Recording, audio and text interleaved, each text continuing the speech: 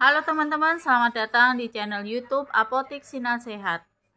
Di video kali ini saya akan membahas mengenai apa itu antibiotik metronidazol. Sebetulnya mengapa sih kita harus mengkonsumsi antibiotik metronidazol ini dengan menggunakan resep? Karena jika misalnya kita tidak menggunakan resep, karena ini kan antibiotik, nanti kalau kita mengkonsumsinya dengan tidak teratur atau tidak sesuai dengan aturan, maka dapat menyebabkan resistensi terhadap obat antibiotik metronidazol ini. Sehingga jika misalnya nih teman-teman menggunakan obat metronidazol atau mengkonsumsinya, maka harus dihabiskan. Kemudian mengapa ya dokter memberikan obat metronidazol? Sebetulnya obat metronidazol ini buat apa aja? Nah, sekarang ini kita akan membahasnya teman-teman. Nah, metronidazol ini merupakan obat antibiotik untuk mengobati infeksi bakteri teman-teman yang ada dalam tubuh kita. Jadi obat metronidazol ini bukan untuk pengobatan virus, tetapi untuk pengobatan bakteri. Yang perlu teman-teman ingat, jika misalnya teman-teman nih sakit karena bakteri, maka bisa menggunakan obat antibiotik metronidazol. Kemudian penyakit-penyakit apa aja yang bisa menggunakan obat metronidazol ini? Contohnya adalah saluran pencernaan, kemudian paru-paru, kemudian darah, saluran kemih hingga kelamin. Itu bisa menggunakan obat antibiotik metronidazol ini. Kemudian bagaimana cara kerja obat metronidazol ini? Yaitu dengan cara menghambat pembentukan protein yang penting untuk pertumbuhan dan perkembangan mikroba, termasuk bakteri dan parasit. Jadi dia menghambat pertumbuhan mikroba. Misalnya di dalam tubuh kita terdapat bakteri, kemudian kita mengkonsumsi metronidazol ini, jadi bakterinya itu tidak berkembang biak teman-teman menjadi banyak, tetapi dia bisa mencegah perkembangbiakan bakteri tersebut, sehingga pada saat kita mengalami infeksi, jika kita mengkonsumsi metronidazol ini, maka bisa infeksi tersebut bisa mengalami berkurang ya infeksinya, sehingga kita bisa nantinya sembuh menggunakan obat metronidazol ini. Kemudian dalam bentuk sediaan metronidazol ini bermacam-macam ya teman-teman. Ada yang bentuknya tablet, kemudian ada juga yang supo, kemudian ada juga yang sirup. Untuk obat metronidazol ini kategorinya B, yang artinya studi pada binatang percobaan tidak memperlihatkan adanya resiko terhadap janin. Jadi belum ada studi yang pasti atau terkontrol pada ibu hamil. Jadi misalnya jika misalnya bisa digunakan jika manfaatnya lebih besar daripada resiko. Tetapi obat metronidazol ini sebaiknya dihindari untuk orang yang menyusui atau ibu yang menyusui. Karena apa? Karena dapat terserap ASI teman-teman.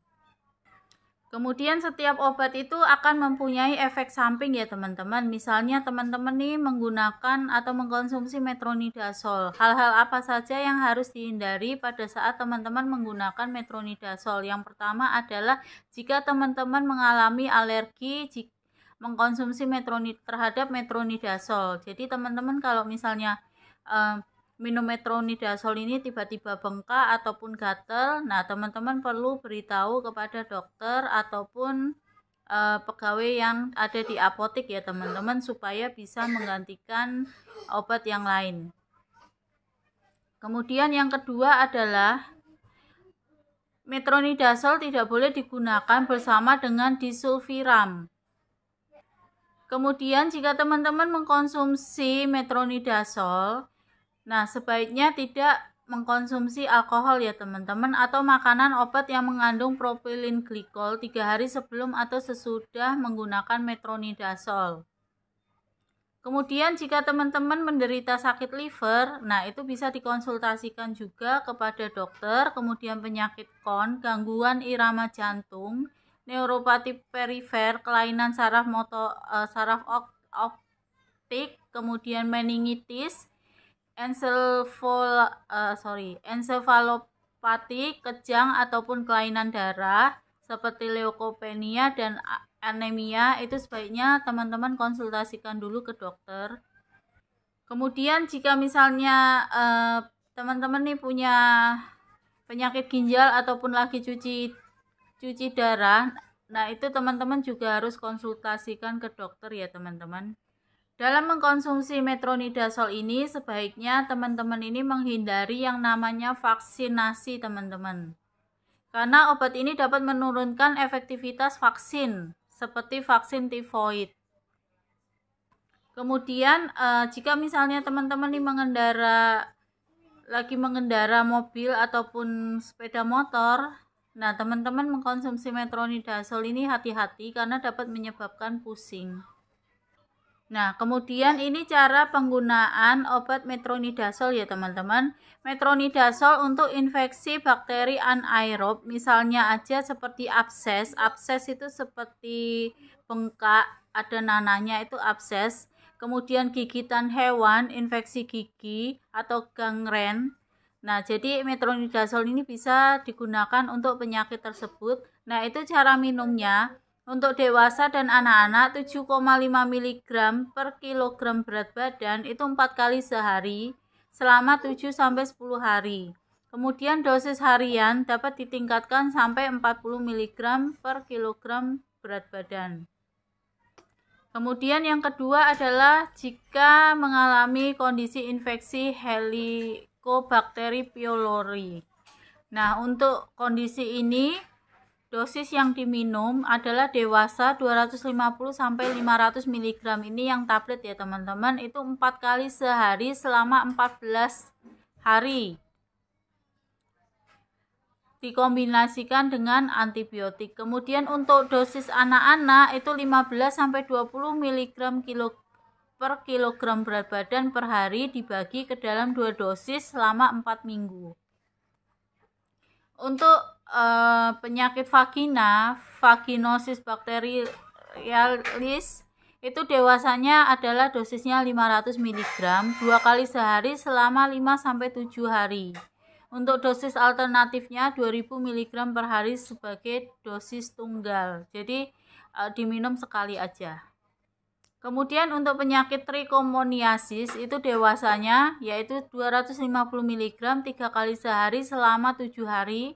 Dosis alternatifnya 2000 mg sebagai dosis tunggal. Kemudian untuk anak-anak trichomoniasis itu dosisnya 40 mg per kilogram berat badan.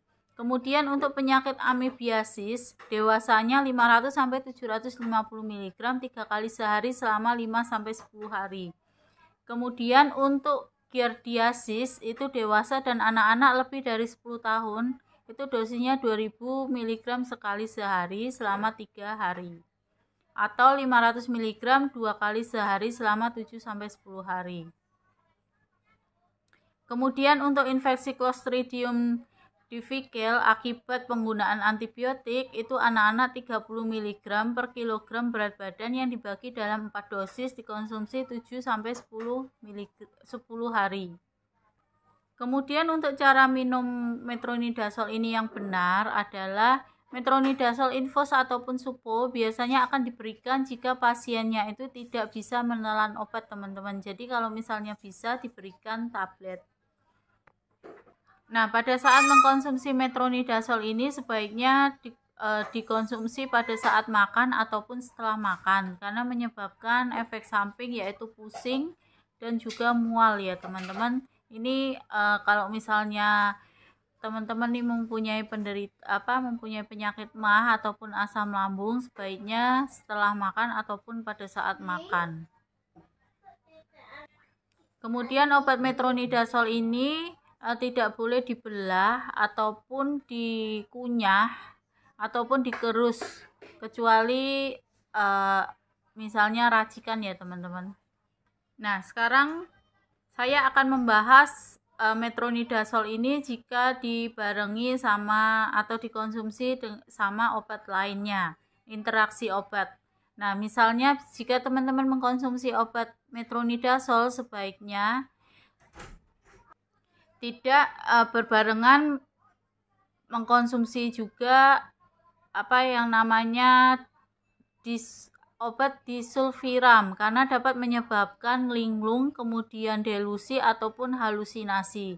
Kemudian obat yang kedua yang tidak boleh berbarengan dengan metronidazol ini adalah obat antikoagulan, contohnya adalah warfarin, karena dapat meningkatkan resiko pendarahan jika digunakan bersamaan.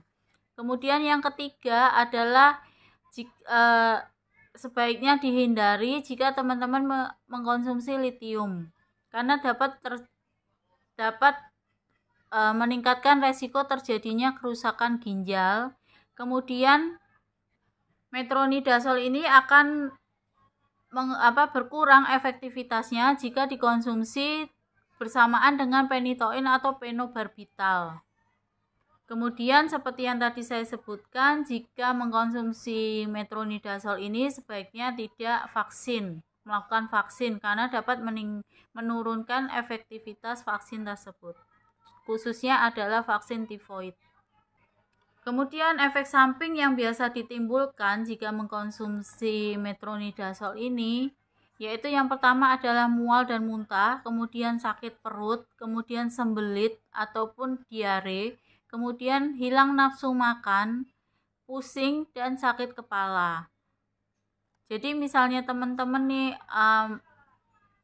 mengkonsumsi metronidazol kemudian mengalami efek samping tersebut, maka sebaiknya konsultasikan lagi ke dokter, mungkin bisa dikurangi dosisnya supaya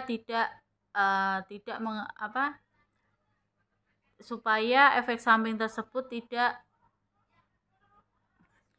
mengganggu aktivitas kita.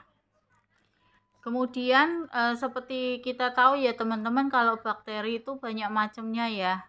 Nah, metronidazol ini sebetulnya untuk bakteri apa aja sih yang bisa kita konsumsi obat ini terhadap bakteri apa aja? Yang pertama adalah Bacteroides sp, kemudian Fusobacterium sp, Clostridium sp, Gardnerella vaginalis, kemudian Helicobacter pylori, kemudian Prevotella sp, Porphyromonas sp, Biophilia Wardwort. Nah, itu nama bakteri-bakterinya teman-teman yang bisa menggunakan obat metronidazol ini. Kemudian teman-teman misalnya nih